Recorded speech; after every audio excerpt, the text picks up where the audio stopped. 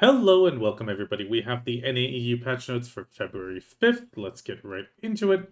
First off, we have a few class changes. On Warrior, on Balance Strike, there apparently was an issue where the Awakening skill effect was excessively bright. Archer, Righteous Fire, they fixed an issue with a skill name shown in the description skill list was incorrect. Light's Mark has been changed to Shadebound Beam. Guardian, Absolute Strikedown, they fixed an issue preventing learning the skill if Gate Crusher was learned first. And on Seraph, Wrenching Impale, they've improved the skill to be comboed into other skills, while Unshakable Will 2 is active. And on Seraph, the Purga, Judgment of Justice, they've improved the skill so it could be comboed into Purga Unveiling Enmity. And Gallows Grip, they added a note to the skill description, not affected by effects, which decrease attack and or casting speeds. Then we have a small announcement concerning the Olvia Academy graduation schedule being adjusted. Before, the graduation was allowed to happen February 19th. Now it's from February 12th onwards. It is not clear if the weekly quests will still be available, so you might want to hold off on the actual graduation though. Then we have the Guild League regular season ending.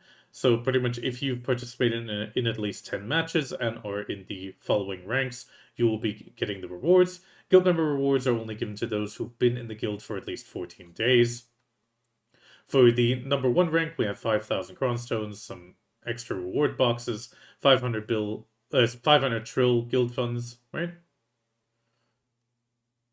Billion. 400 billion on rank 2. We also have the reward box as well, 4,000 crons, 3,000 for 3rd, with 300 billion. Then it goes to 200 billion for 4th to 10th, 100 billion for 11th to 20th. Also the crown stones obviously going down, all the way up to 41st to 60th, receiving 50 bill and 500 crown stones, and also a title called Guild League, a title which will be retained until the next Guild League ends. They've also done the titles, the temporary titles for the different group chats. If you had the most likes, you will receive one of the following in gold, silver, or bronze. They also updated the Dawn Crystal items. So these have been changed to remove the tank meta. It is a bit unclear if it's actually going to make a big difference. So here we have the Han DR. Instead of Sheet AP and Sheet DP, it will now give all damage reduction and total AP. So we have all AP minus 60 on the Han with an all damage reduction of 26. Same thing for the Jin. The Bon also minus 68 total. Same for the Wan. And the damage reduction being only 18 and 15 respectively. Evasion getting a similar treatment. The all AP minus 60 for all 4 types. Evasion plus 84 for both the Han and the Jin. The Han having that bit of extra HP on it probably. Then we have the Bon plus 65 and plus 50 on the Wan. Accuracy crystals also getting a treatment. In this case, the all accuracy goes up from 50 to 84, and the all AP goes down or up as well from minus 18 to minus 10. So there is a benefit of upgrading. Similar thing on the Black Spirit Rage. The all AP goes from minus 12 to minus 6 on the Jin with no change on the Han. There's also the same changes being done to the DP accessories.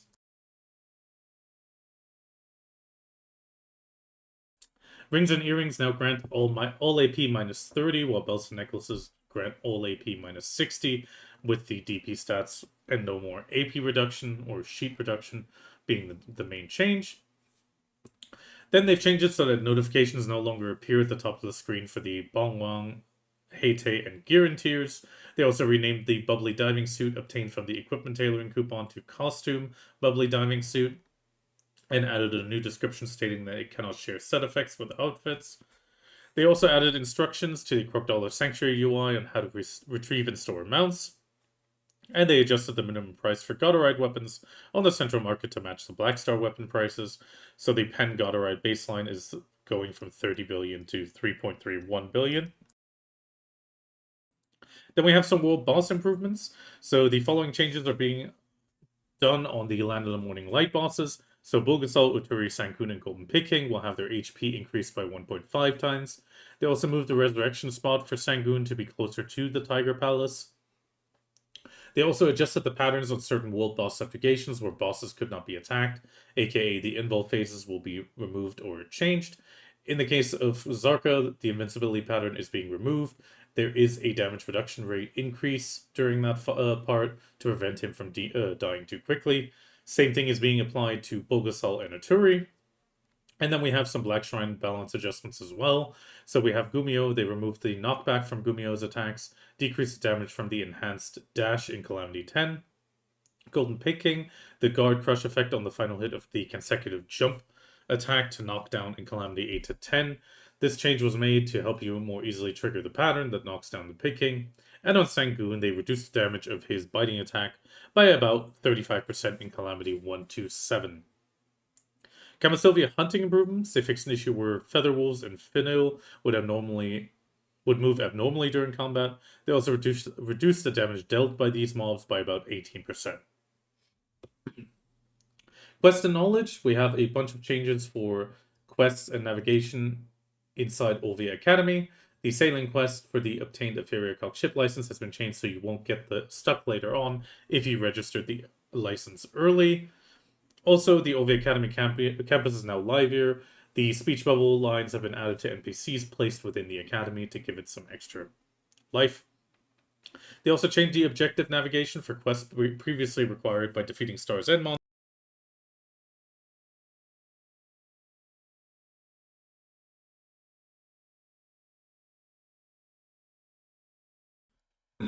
And they changed the auto path runs and certain monster placements so you won't path through the revamped Star's End during the main quest line. They also improved the flow, so a confirmation prompt now appears when exchanging Glimmering or Radiant Fairy Wings for Heroine.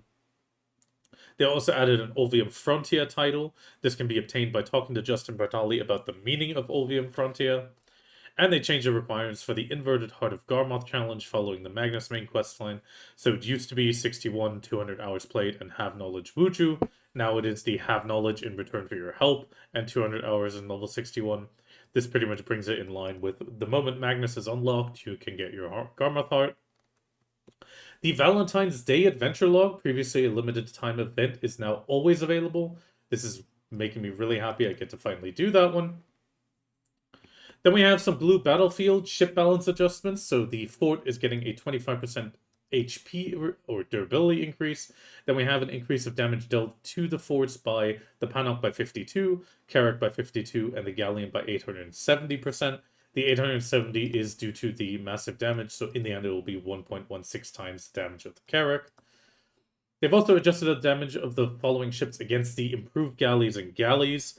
This one I feel is a bit uncalled for, but hey. Panox will do 22.8% more damage, same thing for the Carracks, and the Galleons 29.1%. They also adjusted the movement speed reduction for the Etheria Carrack Volante. Before it was minus 15%, now it is minus 20%. I still feel it should be minus 30%, but hey, all other ships still get the minus 30 speed reduction, and Volante will be the exception, making it, sadly, still a good choice. But with these damage changes also come some reward upgrades. So they updated the guild funds and tax earned upon occupying a fort, pretty much being doubled. So 3 to 4 turned into 6 to 8, 2.5 to 3.5 to 5 to 7, and 2 to 3, 4 to 6. They also added a new item, a Wavelit Crystal. Tier 5 will give you 20 with a bonus of 10 for the question mark. Tier 4 will give you 17, Tier 3 15, and Participation 15. These can be exchanged either in family exchanges. Here we can see a 300 stack for 150, or 250 stack for 85, 50, 30, some Okila Origin Stones once per family. Some unique titles, but the weekly exchange is where it's more interesting. 20 or 40 a week gets you 600 crons. This is due to it being twice per week. You can get some Deep Sea Crystal boxes, Crowkind bundles, Secret Books of Florin, Loot Scrolls, Torn Treasure Map pieces, Okila Flowers if you still need some, up to 10 times per week. And the regular exchange has 2 moss removers, some Starlight Hardener and Emulsifier, Tidal Blackstones, or just Gold Bar boxes. They also increased the personal rewards for each match. So here we can see at a tier 3, it used to be 500 mil in 3 boxes. Now it's going to be 1 bill and 5 boxes, including the Deep Sea Crystal box and Wavelit Crystal, as mentioned above. Also a chance for the Okila Origin Stone and Pirate's Sunken Treasure Chest. Here we can see on tier 4, this goes up to 1.1 bill with 6 boxes instead of 4, and also the wavelet crystals as before. And tier 5 is going up from the 500 mil as well to 1.2 with 7 boxes and 20 wavelet crystals. And obviously, if you get the question mark, you get the extra 2 boxes being changed to extra 2 boxes plus 200 mil and the 10 extra crystals. Participation getting a slight boost as well, going from the 300 mil in 1 box to the 500 mil in 1 box in the wavelet crystal. And you still have the chance for the Okila Origin Stone and Pirate Sunken Treasure Chest. Talking about the Pirate Treasure Chest being on all of them, this box is a new RNG box. If you do get it, the item can be obtained with a low chance from the final occupation and participation. And once you open the box, you will get 5,000 Crow Coins and the Goldmon Pirates Pure Gold Goblet, which is a 10 bill guild fund item. Then we have some NPC backgrounds and sound changes. The love-themed backgrounds and decorations have arrived, so you can now enjoy the new scenery in Velia, Calphion, Altanova, Valencia, and also, for the first time, Olvia Academy. These backgrounds and decorations will remain until February 26th. They also added a notification icon on the Olvia Academy Pass to indicate if there are unclaimed rewards, and they improved the mount level up window so it can be moved by dragging with the mouse. Not really what we were looking for.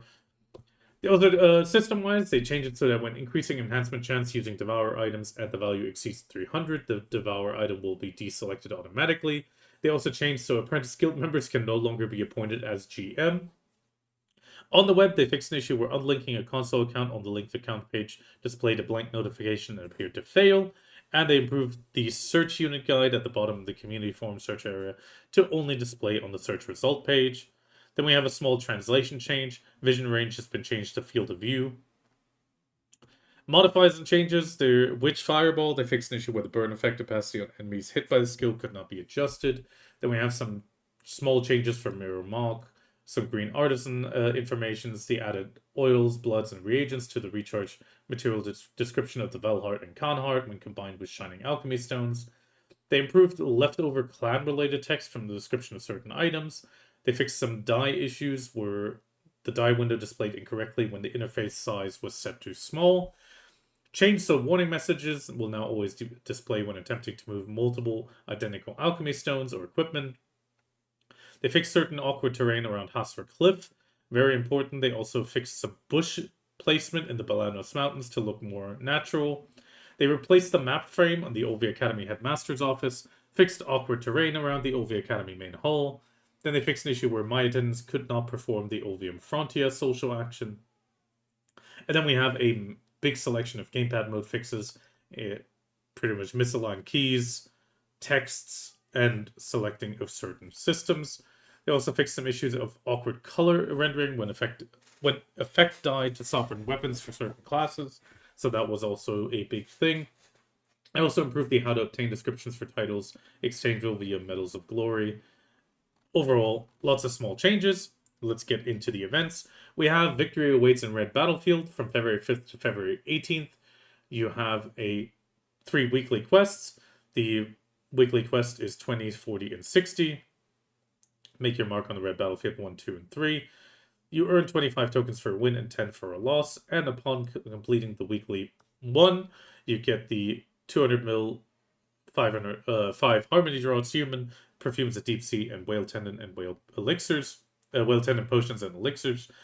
Upon completing the second quest, you will then get 300 Cron Stones, and upon completing the third, 500. So, small little event for RBF. With that, we also have a 1 fuel for item copy event. Pretty much as it says, 1 fuel for all the item copy. Overall, always nice to have. Then we have Sweets from Olvia Academy, running from now until February 19th. Fidelis Herber, Professor of Cooking, would like to do some Valentine stuff with homemade chocolate. It starts with NPC Creo near the Velia Storage Keeper. You then follow his instructions to meet Fidelis Herba, Professor of Cooking at Olvia Academy. You then complete the quest. You get some warm milk, chocolate, and dark chocolate and white chocolate. You can use simple cooking to make the sweets. One of them is a combat buff for 300 minutes, the other one is a life buff for 300 minutes. There is a note again, all the buffs will be removed on February 26th, so do make use of them before they go away. And if you completed the Sweet Research Lab quest and accepted the Sweet Confession, you will get the event Confess Your Feelings just by chatting. And this item enables a social action, register it in the quick slot, or right-click to use it and reveal your your true feelings. The item will be deleted as well on February 26th, and you complete the Gathering Professional Calphian City Decoration 1 quest to permanently unlock the proposal. We already have it, it's just another way of accessing it. In conjunction with this, we have the Bittersweet Valentine at the Academy, running also till February 19th. So we have Sweet Confessions, Find Your True Love, or Bittersweet Ending, Sabotage a Confession. Choose one of the two themes above, make a screenshot and upload it, and all participants will receive a reward. Pretty much it can be you and another adventurer, your attendant, or even an NPC, anyone you like. For Valentine's Day, choose someone to confess your feelings to. You need to use the Confess Your Feelings social actions and take a screenshot of your confession. You upload it to the events forum with the region and suite tag being in it. There's another mention of how to get it. The bitter ending, becoming the Academy's heartbreaker. You need to use the social action answer is X to break up a couple or disrupt the confession and take a screenshot. Make sure the X sign is clearly visible. You then upload it with the bitter tag. Either one, you upload it. A small gift will be given to all of them. All of us, we get a furniture piece, which is like the heart chair, and signature sweet and sour chocolates. Again, these will be removed February 26th. And the extra rewards will be depending on which theme, sweet or bitter, attracts more adventurers. We will either get 10 item collection increase scrolls or 5 advanced scrolls, which, as far as I know, is a 2-hour, so it doesn't really matter. The rewards will be the same. Continuing on, we have the Pearl Shop update. Nothing too grand. We have a Resplendent Premium outfit, 60% off. This is for those big outfit guys. Then we have another one for 6. Then we have some February 2+2 stuff. 2+2 Premium outfit, nothing too grand. Some RNG boxes as we're getting used to them. Artisan Memory 2+2, Brand Stone 2+2 Resplendent Storage Box, Wizard Goofy, Rare Pet Pack, Classic Pet Pack, Pet Skill Change Coupon 2+2, and that is already it. This was a really short Pearl Shop, and I'll hopefully see you inside the World of Black Desert, and I wish you the absolute best of luck with everything you do.